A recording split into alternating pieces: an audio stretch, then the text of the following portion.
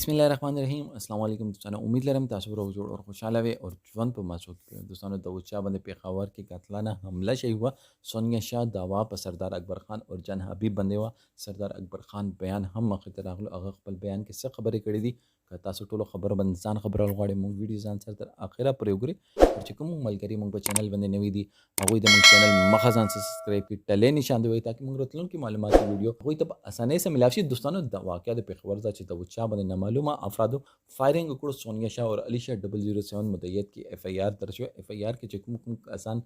نامزد شوي هغوی کې سردار اکبر خان اور جن حبیب پکې منشن کړي جن حبیب بیان هم مخه ته راغلو سردار اکبر خان بیان هم مخه ته راغلو جن حبیب وایي چې سردار اکبر خان په حمله کړې ده سردار اکبر خان یې چې جن حبیب په حمله کړې ده سردار اکبر خان خپل بیان کې کوي چې ما دوی سره لین دین نو ک لین دین وساو نو جن حبیب ما وسه شوی ما چې ما دوی باندې قتلانه حمله کوله ما وسه تعلق نه جوړو سوشل میډیا باندې یو تعلق جوړو هغه تعلق هم د حد پر چې دوی به ما باندې تنقید کولو ما به دوی باندې تنقید کولو نور مونږ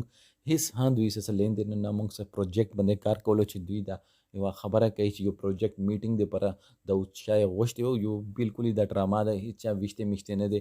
دوی یو فلم شوټینګ یو هغه فلم شوټینګ چې کوم سیټ نه چې کوم تصویرانه اخصي هغه تصویرانو باندې دوی اوس مونږ باندې اف ای آر درج کړي دوی اول خپل میسج کې ویل چې مونږ ته امداد وکړي هغه امداد باندې چې د اوچا ځانته کاروبار شروع کړي چې مونږ د غانې بجانې د فیلډ نه بار ته وځو خو چې کله دوی ته امداد را نغلو نو دوی دا فیصله وکړه چې مونږ بچا باندې داوا وکړو هغه داوی باندې مونږ ته